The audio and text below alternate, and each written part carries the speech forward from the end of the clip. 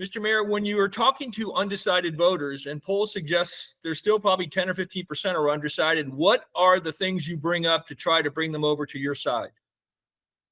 I try and remind them where we started when I took over as mayor in December 2020 and where we're at today. Generally talking about the fact that we've led the city through a pandemic, an economic recession, political and social unrest, and tackled all those issues fairly successfully while making a lot of progress on the key priorities that I think they and really all voters care about. Specifically keeping us a safe city. We're one of the safest big cities in America. That is not something that just happens. It's something that we work on every day. That we've made progress on homelessness, not nearly enough, but that we've increased shelter capacity, passed our unsafe camping ordinance, and worked in Sacramento to advocate for behavioral health reforms that we now must implement. Built more housing. People are acutely concerned about the cost of living in our city. The way America can most impact that is on the issue of housing and housing affordability. Doubling the number of new home permits last year is a positive indicator for how we can address these costs and put money back in people's pockets. And then last and probably most commonly is infrastructure, and specifically our roads. We paved 1,650 miles of roads in my first 3 years as mayor, and we got more to go.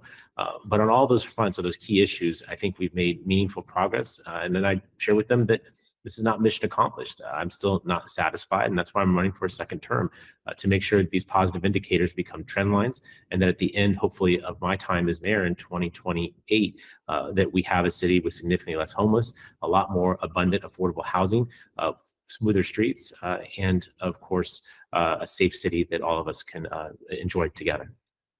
I'll ask one question about the sales tax and then kick it off to or pitch to the teammates. The city's proposed 1 cent sales tax is defended by you and many others as an obvious response to immediate and pressing needs. However, based just on the anecdotal evidence from letters to the editor, which I've been handling since Andrew left and have been editing for 15 years, I've never seen anything like this. There just doesn't seem to be much public enthusiasm at all. And I from talking to pollsters, it seems like at least a third of the people are a hell no, no way, no matter what on this, because they simply don't trust the city to use the money it already has, much less give it more money. What do you say to the fact that this pessimism and this cynicism is so widespread? And is there any way that you can reach these people by pointing out that this isn't the way it actually is, or is just this kind of discontent built into the current political picture? Well, Chris, I think important in that is that maybe the reverse of how you approach it.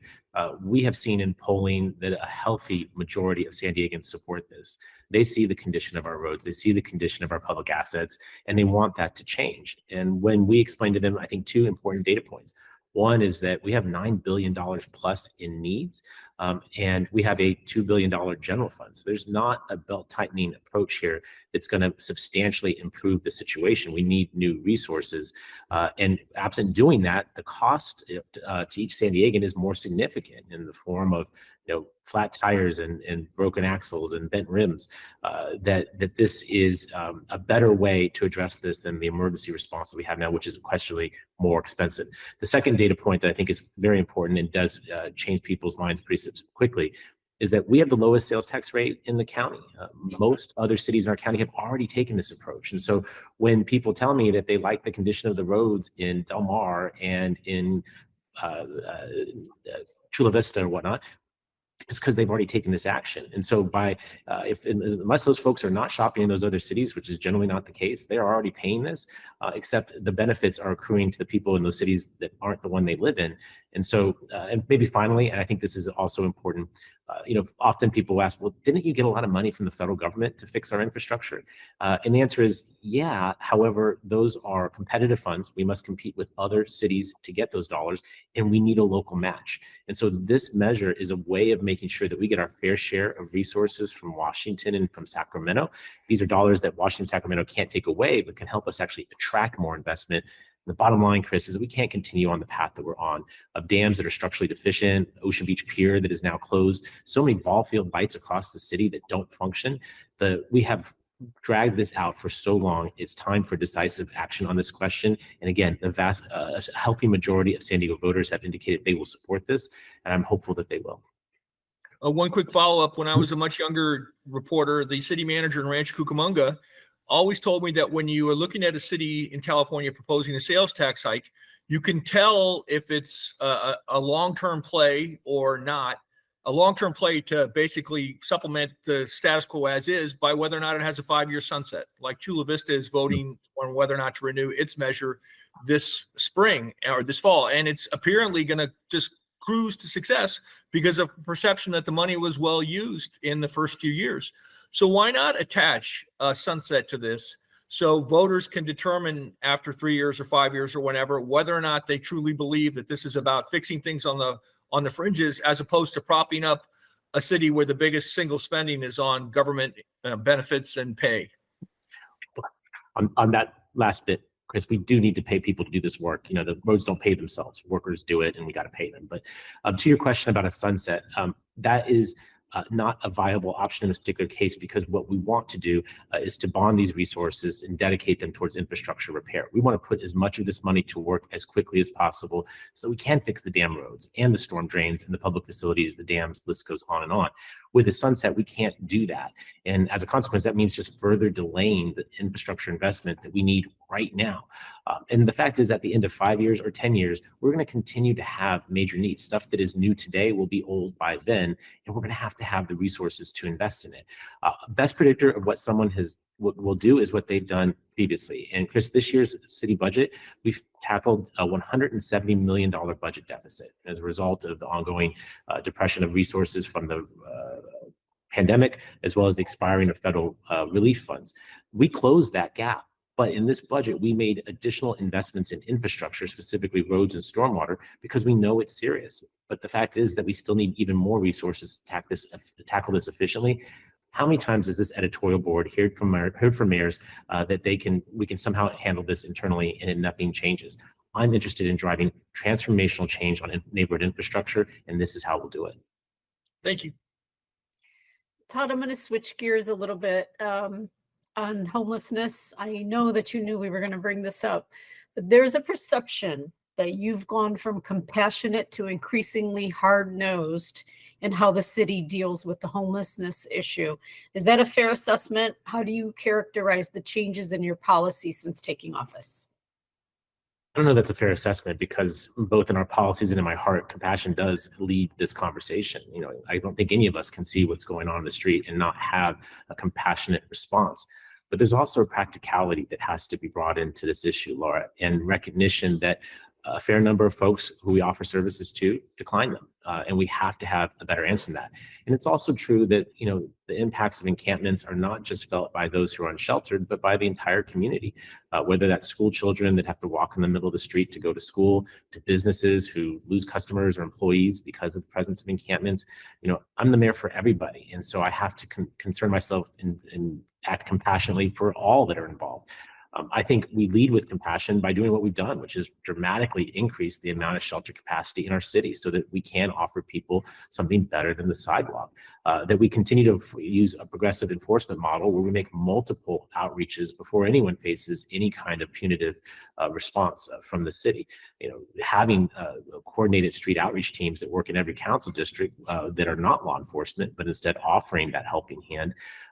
And working hard on things that I think are very compassionate, like conservatorship reform and care court, forcing counties and state governments to actually give a damn about these people who are so sick and so addicted, but that we generally have ignored on our sidewalks for too long.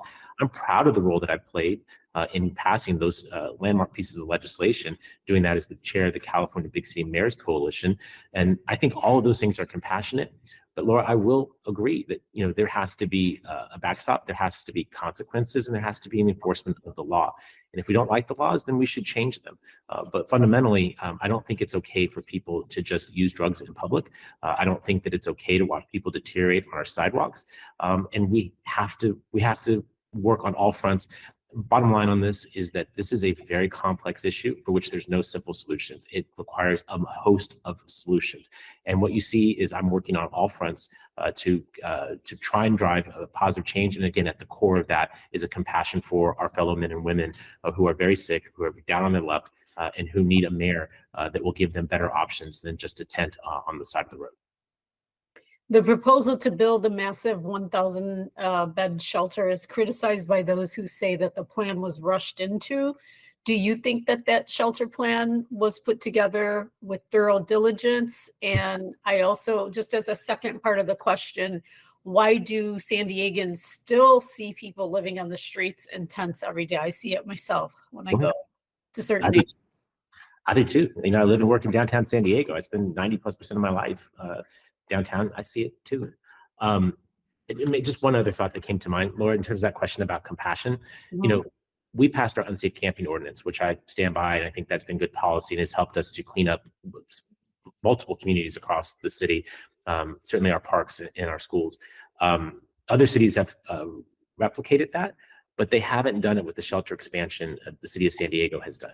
For example, Chula Vista passed their campment ban yesterday, but without the dramatic expansion of shelter offerings that the city of San Diego has. So back to the question of compassion, I recognize why the unsafe camping ordinance gets all the attention, but few people really talk about the safe sleeping sites, the safe parking lots, and other shelters that we stood up at the same time, so that when we say you can't be here, we do say you can go over there. Again, other cities aren't doing that, and I think that's a part of the difference in the compassion I was talking about a moment ago. To your question about Kettner and Vine, I want to, it's kind of similar to the last issue. We are not done with that deal, right? And I want to set this in some context. The city, understandably, has had a past of less than optimal land deals. And when talking about a lease of a large facility, what you've seen my administration do is the exact opposite of what my predecessor did. We've taken a slow approach where we've been very transparent with everyone involved, and we're still negotiating that deal today. So the UT has done good reporting on this, but what you've been reporting is an early iteration of a lease agreement that we vetted with the city council, and we are still working on. And that shelter is very important because many of our current shelters are in temporary locations where they can't be forever. And I'm not of the mind that we're going to eliminate all homelessness anytime soon. There's always going to be folks that fall into addiction, bad luck, lose a job, all that kind of stuff. We need a permanent facility, and that's been a flaw in our system, is that all of them are sort of in temporary locations. This would give us the opportunity to have 1,000 beds that are always within the city's control. So unlike, say, for Father Joe's, it's currently proposing to shut down one of their shelters and repurpose it into a detox facility. Well, that's going to come at the expense of San Diego taxpayers because those beds will no longer be there. This is a way to have a long-term, durable, permanent option. And again, we're not done with this deal yet. We're continuing to pass, drafts back and forth. And when we have a deal that I believe is good for San Diego, I'll present it to the city council. But right now, what we've done is present them with the different iterations and getting their feedback and then taking that feedback to the negotiating table. I hope that we can have something soon because, as you mentioned, Laura, there are lots of people that are still on our streets. And the reason for that, Laura, is that the housing costs continue to rise. And for people who are vulnerable for whatever reason, and that will push them out on the streets. My opponent talks a lot about the fact that he doesn't believe there's a housing crisis in our city. That is a misreading of our current reality. A lot of people are struggling with high housing costs, and some of them become homeless. And so with all the shelter beds that we've created, we get people off the streets. We're serving more people than we ever have. But that influx of people who can't afford a $2,500 a month one-bedroom apartment, they are increasingly ending up on our streets. And that's why you see me be so aggressive about building more housing, because that's the long-term solution. Shelter is a short-term solution. The long-term solution is having more housing options that regular, everyday San Diegans can afford. And lastly, on this issue, Mayor, Sunbreak Ranch, the proposal to gather local homeless individuals at a large facility miles from where a lot gather now. Your opponent yesterday offered a strong defense of the idea as reasonable and achievable, and even added that there's a lot of wealthy people that he knows that would support it. Do you agree with that? And where do you stand on seeing something like that in San Diego? Absolutely do not agree with that. That is not an accurate description of the situation. Listen, I do not support that, and if for no other reason that the Marine Corps has been very clear that that site that they have in mind is not available.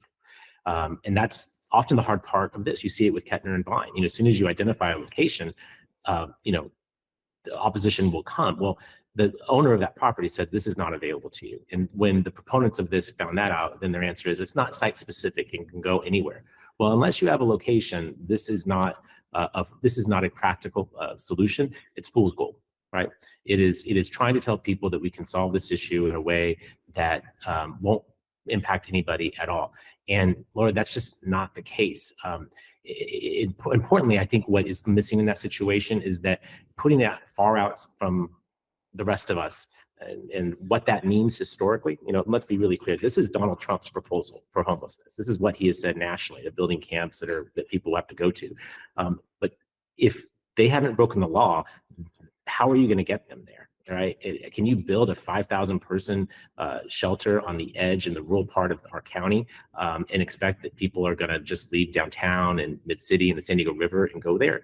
I mean, unless they are under arrest, you're kidnapping people. I mean, that's just not, that doesn't work. And it may sound nice and it may sound like it's easy, but it just doesn't work. What I'm doing is the hard work, the tough choices of picking locations that are viable with service providers that can actually make it work, and doing the hard work. And yes, it does ruffle feathers. I acknowledge that. But when I propose these locations like H Barracks and Kettner and Vine, I do it with the knowledge that in the past, when I have cited new shelters, there's always been community opposition, but when they're up, functioning, and working in the community always improves. There are fewer tent encampments. People come in off the streets, and we get people triaged, address their underlying causes of their homelessness, and get them into permanent housing.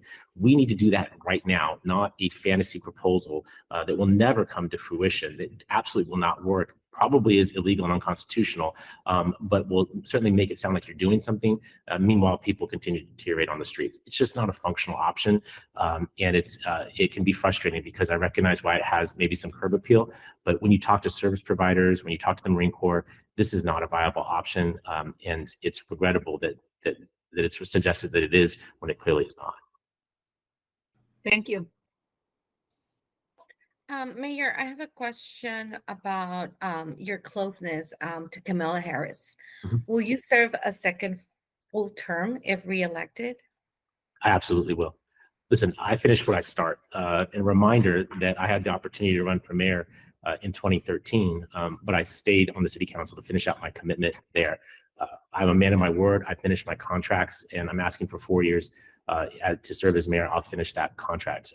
I have my dream job. I'm good where I'm at, and that's why I'm running for re-election. But may I just say, San Diego needs Kamala Harris to be the next president of the United States.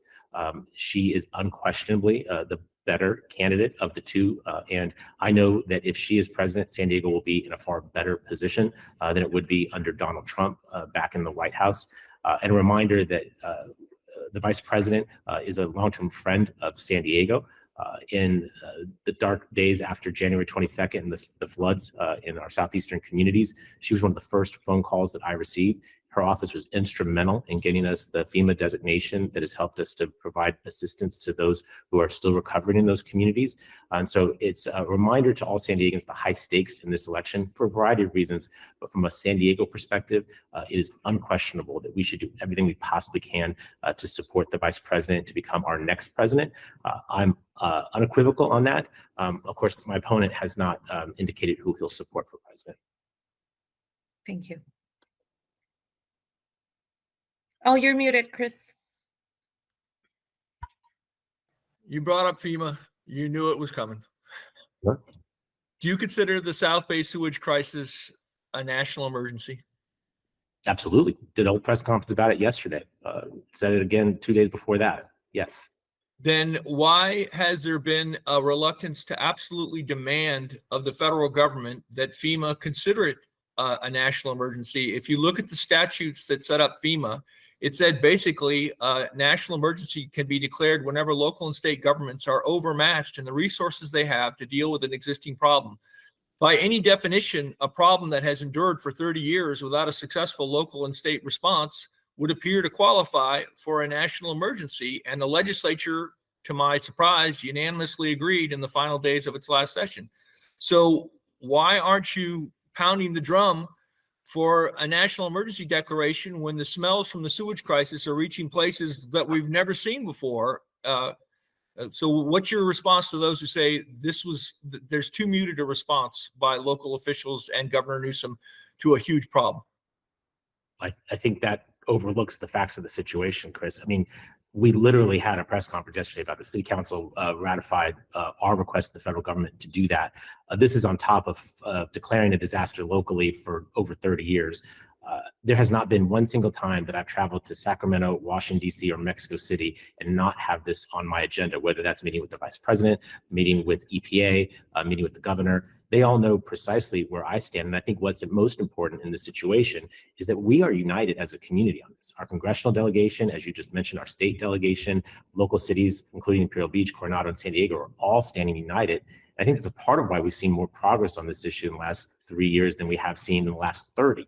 Now, that's cold comfort if you're living in San Ysidro and you're smelling that smell every damn day. I mean, I understand why people are pissed off down there. I am too. But ultimately, the responsibility I have is to use every bit of the bully pulpit I have to try and get more on this. And a declaration would be nice. I think it would certainly provide some streamlining, but the resources are flowing. We have 300 to 400 million now for the plant expansions. We just broke ground on the JV1 project on Monday. The point is that there is progress, but until the beaches are open and it doesn't stink down there, I understand why people are upset, but I want to be very clear. I am that too, and we have multiple meetings, tons of letters. We're going to continue to push this until we get the resolution that everyone wants and needs. Just as a quick follow-up on that, are you aware if Kamala Harris or any of the other candidates are aware of this situation, and have they ever mentioned anything about it? Because I really haven't heard that much. Yes. I mean, well, I don't know what Donald Trump knows about it, but the vice president, as you will well recall, was our former United States Senator. In that capacity, I know for a fact that she knew about it then. I can recall a meeting with her in her office as vice president on this subject. If you're asking about the acuity, because it is obviously the smell is more. I mean, this is part of why we have a Department of Government Affairs who are in regular communication with the White House, FEMA, and others to communicate this. It's ultimately what we want to see, and a lot of this stuff isn't super sexy. So going back to maybe to Chris's point, we have federal legislation that is pending. We're looking for long-term ongoing funding to maintain this federal project. I mean, I think that's one of the issues, Chris, right? Is that this is an international issue to the point that FEMA could come in because locals and states can't handle this. I would present to you, this is a federal issue. It is their lead on this. They have to negotiate with Mexico. They are responsible for doing treaties, and they are the ones that have to help us expand their treatment plan, right?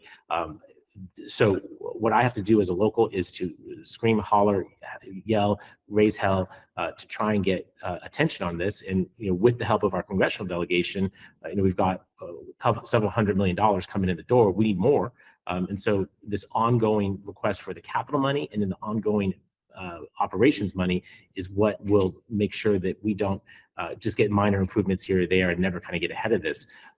The groundbreaking we did this week is a very positive sign. The fact that last week was the first time in anyone's memory that the IB beaches were open, if even briefly, shows that some of this is working. But I want to be really clear.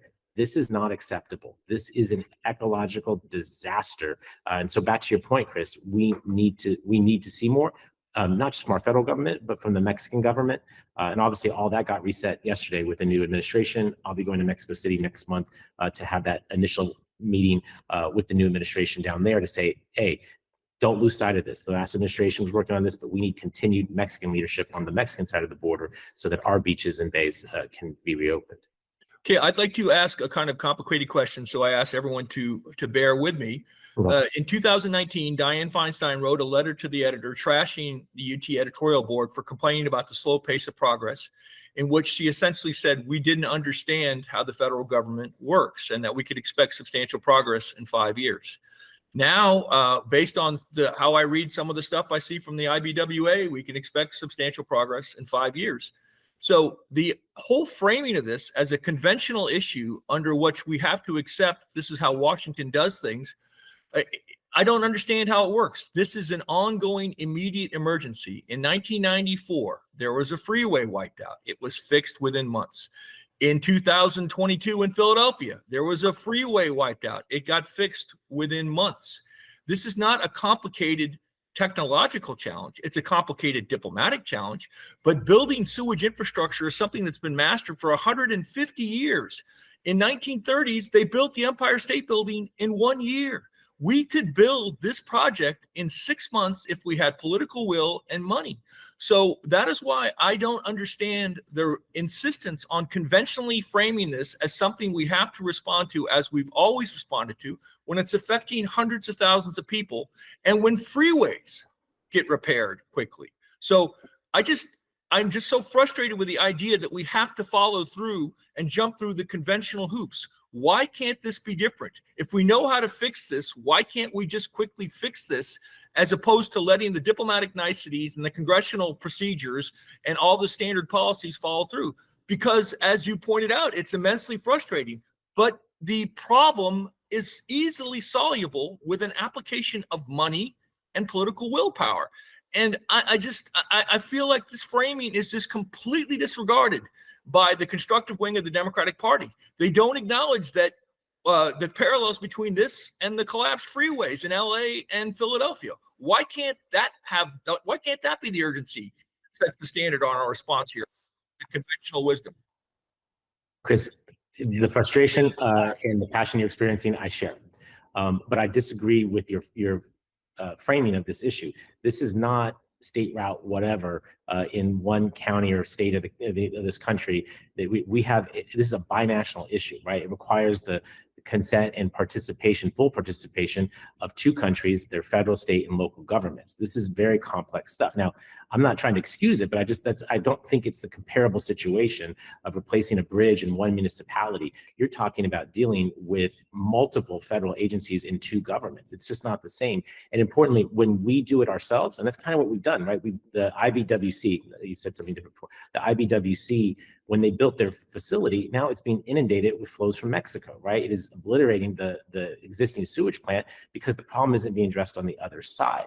And so, okay, we spend billions of taxpayer dollars to expand a facility only for the silt and garbage and sewage come through and just destroy it. We're never going to get ahead. That's not going to result in what we're looking for, which is a meaningful improvement to the quality of life for people in South San Diego. So we have to work with federal partners, and they are redesigning their infrastructure while at the same time that the city of Tijuana is growing exponentially. This is complex stuff. You know, we have our own, we replace bridges around here. We're working on our own infrastructure, although not as fast as I'd like. But if I had to get the consent of the president of Mexico to do any of it, I guarantee you it's going to take significantly longer. And that can't be an excuse. That can be a challenge for me to do what I'm going to do in a couple of weeks, which is get on a plane, go to Mexico City, and have a word with the new administration. You're on mute again, Chris. One final question for me with a very specific historical analogy. In the 1940s, 50s, 60s, and 70s, the Love Canal project in the Buffalo area went up, and it immediately became apparent that it was an environmental disaster and that people were being sickened by it. For decades, nothing was done. In 1977, Governor Cuomo appointed a guy named David Axelrod as one of his leading environmental investigators. And within a year, Axelrod had created the momentum for a massive federal response that led to the pioneering use of Superfunds. And Cuomo and many others said this came about because of one person's energetic response and vigorously identifying a problem and galvanizing national action. The Love Canal parallels with what's going on here are not exact, but they are there. This has been going on a long time. We've known about health problems for a long time, and nothing ever got done. But with the Love Canal, there ended up being a very decisive federal response as soon as the guy who, the whistleblower, had the ear of the governor. So I don't, completely apart from the issues you raise about how difficult this is, Governor Gavin Newsom has continuously refused to say the federal response is inadequate. So I just, why are we supposed to think that's okay? Why is that okay that the governor of the state of California won't do like the governor of the state of New York and say, hey, federal government, this demands immediate action? Chris, that's a question for Governor Newsom. What I would say is that governor has been a constructive partner in this space. I mean, the state government has invested in these projects along our border with the help of Senator Tony Atkins, Senator Steve Padilla, and our assembly members as well. Chris, I worked on this as an assembly member. Again, I think it speaks to the complexity. I'm concerned again that this is a bit reductive with it. This is an international project. It is different. It requires federal leadership. This is why we took the action of the city council. I will sign their action as soon as they gets transmitted to me by the clerk to call on this additional federal response. Do we want more state and federal resources? We absolutely do. And that's why we travel to Sacramento and DC to make our case. There are other mayors and elected officials who make those same cases around the Red River in Imperial County. There are a multitude of things. It's hard to get people's attention, but that's why we go back there and do this. And again, I think we have momentum. I think when you see our congressional delegation, our state delegation, local cities all saying the same thing, we've received, hundreds of millions of dollars from the U.S.-Mexico trade agreement. We've got additional supplemental funding from federal and state budgets. We're piecing the money together. I understand the frustration. No one wants to hear that. What they want to hear is it's fixed tomorrow. But these fixes are measured in the billions of dollars. It's going to take a while. And Chris, to your point about being able to do big things, it isn't just the Tijuana River Valley for which we have a slow response to infrastructure. It takes us too long to build housing. It takes us too long to pave streets. And I'm doing what I can to address that. But it's emblematic of the fact that those we're seeing progress on. We're building housing faster. We're paving more streets than my predecessor did. This issue is difficult, and I can't control the Mexican government. I can just do my best to influence them, and that's what we're trying to do. Okay, I'll ask one more somewhat obscure question and then punt to my colleagues. The mayor's office has by far the most clout on Sandag, yet Sandag committed to a $160 billion rail project with the same fundamental problems as the state high-speed rail, except they're even worse. It's even harder to build a big rail project in a wealthy, populated county than in the Central Valley of California. The Legislative Analyst's Office says the project in the Central Valley is 12 years behind schedule. 12 years behind schedule. Yet nobody at Sandag, from Hassan Ekrada before he left to any of the board members, have responded to the board's repeated requests for explanations as to how can this possibly work in San Diego County when it is so self-evidently not working in the Central Valley. And nobody has ever responded to us. Now, you are indirectly the most powerful person on Sandag because of your control of the voting. What do you say to those who say, this is irresponsible for Sandag to commit to a $160 billion project and then not explain how it will deal with problems that are self-evidently massive given a similar state initiative? So do you accept any responsibility for this? Do you defend Sandag's decision to pursue this $160 billion project? Do you defend Sandag's refusal to explain how it would respond to the concerns about this $160 billion project? Because I really feel like the fact that you are the most powerful person in Sandag, even if it's indirectly, is something that has not accrued to, people turning to you and saying, what about this with Sandag? What about that with Sandag? So I know that's a complicated question. However you want to respond to it, please do. But where's the bully pulpit leadership on Sandag pursuing a project that has not gone well at all for the state? So I think I don't mind wonky, Chris. That's one of the things I love about you. And I'm happy to try and do as much wonky as I can. I think what you're saying is you're comparing low sand to high-speed rail. Is that correct? No, I'm comparing the $160 billion project to install high-speed rail across a network of high-speed rail trains that was endorsed by the board over the objections of people like Steve Voss. I'm not talking about Lausanne. Lausanne is very interesting and a complicated one, but I'm talking about the fact that Hassan Ekrada, as one of his 5 big moves, called for a $160 billion network of high-speed rail, not necessarily high-speed rail, but a rail project. You're talking about the overall regional transportation plan? Yeah. Yes. Okay. When you were describing coastal elite communities, I assumed you were talking about. No, I never used the word coastal elite. I said San Diego County is wealthy, unlike the Central Valley. Wealthy. I think you can forgive me for conflating elite and wealthy. No problem. No problem. Let's be serious, Chris. Okay. So here's the thing. You're talking about the regional transportation plan, which is always an aspirational document for which we put everything on a page, right? Well, I was confused because Lausanne is a more urgent matter with regard to in that plan, right? So that whole plan is in the hundreds of billions of dollars, right? And then what you do is you set about actually implementing those proposals, whether that's a bike path in Hillcrest, moving the tracks off of the bluffs in our coastal area, or adding carpool lanes to the 78 or the 805. These are all in that plan. Now, yes, the current transportation plan does envision a shift to a more multimodal future, and I'm very supportive of that. I think it's very important that we give San Diegans choices on how they get from A to B. But these plans are always this large and bold, and it's a part of trying to capture the entire needs of an entire region over the period or the life plan of the regional plan. Chris, I think the plan is being updated a new version of that plan is being adopted soon, right? The staff are performing that work now. At my insistence, they removed the road usage charge from the current plan as an amendment, and to presumably not be in the next plan. I wouldn't support it if it was in there. These are this is sort of this explanation of the plan that you were mentioning, that talking to Hassan about. That plan will already be outdated soon enough under the new plan the board will be expecting. Is it reasonable to assume that we need to build a region-wide rail network to help San Diegans get around? Yeah, I do think we can, because we're not going to expand freeways to the point that will eliminate traffic flow. Increasingly, we have pressures from state and federal government to reduce emissions.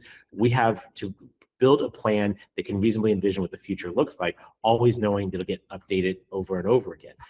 Bottom line is, my focus is on, I think, the stuff that we need to do right now. We need to, the connection to our airport, move the tracks off the bluffs, address the commute times of San Diegans, and fundamentally give people more choices. That's what the RTP is about. And reminder, we have to have an adopted RTP in order to successfully compete for state and federal funds. So these documents, while often aspirational, do create the undergirdings for how we get dollars from Sacramento and DC into our community. So that's where we're at. And, I'll look at the new plan as it comes forward, but I certainly have learned lessons from the current plan that would probably influence how the city would vote if I'm still mayor at that time. So I hope I'm being responsive to what you're asking, Chris, but I think when you describe a $170 billion plan, what you're talking about is the entirety of the RTP, which necessarily will shift and evolve over time. And I think with that long-term vision that's in mind, where will San Diego be 30, 40 years from now? It's probably going to be closer to a multimodal community as we continue to grow and add more people in our city. Okay, no more questions for me on this, just the general remark that, oh boy, California sure had a lot of success in putting up rail lines for 50 years. It's had none. So anyway, I will stop my whining and punt.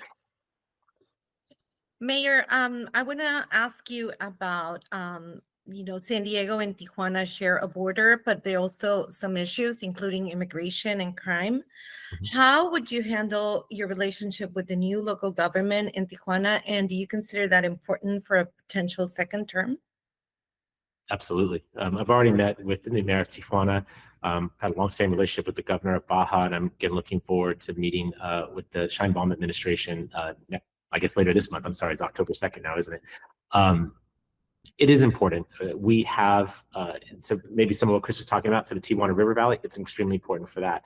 It's important for our regional economy.